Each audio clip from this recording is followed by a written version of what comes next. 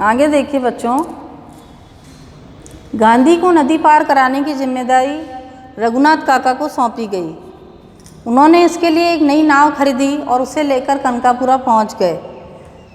वहां पर बदलपुर के रघुनाथ काका को सत्याग्रहियों ने निषाद राज कहना शुरू कर दिया। क्यों कहा निषाद राज? क्योंकि जब भगवान राम भी अपने वहाँ से पार कर रहे थे, चित्रकूट से वहाँ आगे जाने के लिए नदी पार कराई थी वहाँ पर निषाद राज ने, तब उसी तरीके से उनको राम की उपाधि दी गई गांधी जी को कि ये एक तरह से रघुनाथ काका जो हैं वो निषाद राज की भूमिका निभा रहे हैं। उनके पास बदलपुर में काफ़ी ज़मीन थी और नावें भी चलती थी, तो उन्होंने गांधी जी को पहुँचाने की जिम्मेदारी अपने ऊपर ली, नाव खरीदी। और जब समुद्र का पानी चढ़ना शुरू हुआ, मतलब पानी आने लगा उसमें, तो पानी चढ़ना शुरू हुआ तब तक अंधेरा इतना घना हो गया था कि छोटे छोटे दिए उससे भेद नहीं पा रहे थे। थोड़ी देर में कई हज़ार लोग नदी तट पर पहुंच गए। कहाँ पर? उस मही नदी के तट पर। जो आसपास के गांव के लोग थे, जब उनको पता लगा कि बहुत सारे सत्याग्रहियों के साथ जो हमारे गांधी जी हैं वो आ रहे हैं, तो उन्होंने वहाँ पर एकत्रित होकर उस नदी के किनारे और दिए ले जाकर उनका भव्य स्वागत किया। और जो वहाँ पर अंधकार हो रहा था वो एक तरह से पूरा आलोकित हो गया, प्रकाशमय हो गया। हज़ारों लोग वहाँ पर पहुँचे, उन सब के हाथों में दिए थे। यही नज़ारा नदी के दूसरी ओर भी था, यानी चारों तरफ किनारे पर लोग दिए लेकर खड़े थे और उनका भव्य स्वागत कर रहे थे।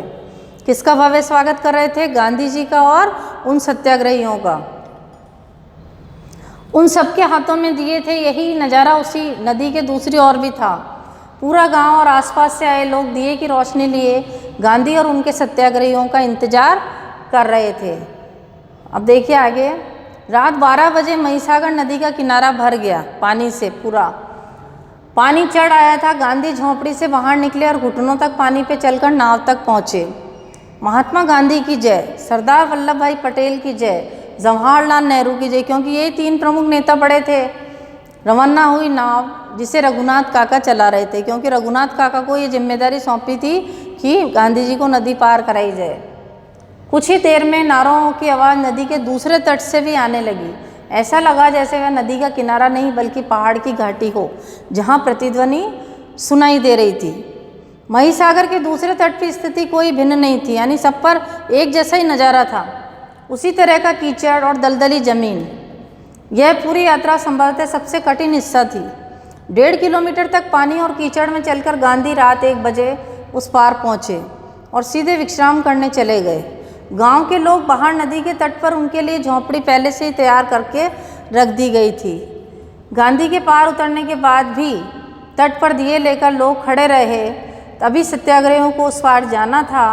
शायद उन्हें पता था कि रात में कुछ और लोग आएंगे जिन्हें नदी पार करानी होगी, और इस तरीके से बच्चों उन्होंने सबको नदी पार कराई। और जो वहाँ के लोग थे वो एक तरह से उनके साथ थे और उनके साथ खड़े रहे। तो इस प्रकार से बच्चों ये हमारा पाठ पूरा हुआ, जिसमें दांडी कूच यात्रा का पूरा वर्णन है, किस तरह से गांधी जी और अन्य सत्याग्रहियों ने मिलकर जन समूह को एकत्रित करके और अंग्रेज़ों के खिलाफ आवाज़ उठाई और इस तरह से हमारे देश को स्वतंत्रता दिलाने में अपनी महत्वपूर्ण भूमिका निभाई। तो ये आज हमारा चैप्टर कंप्लीट हुआ।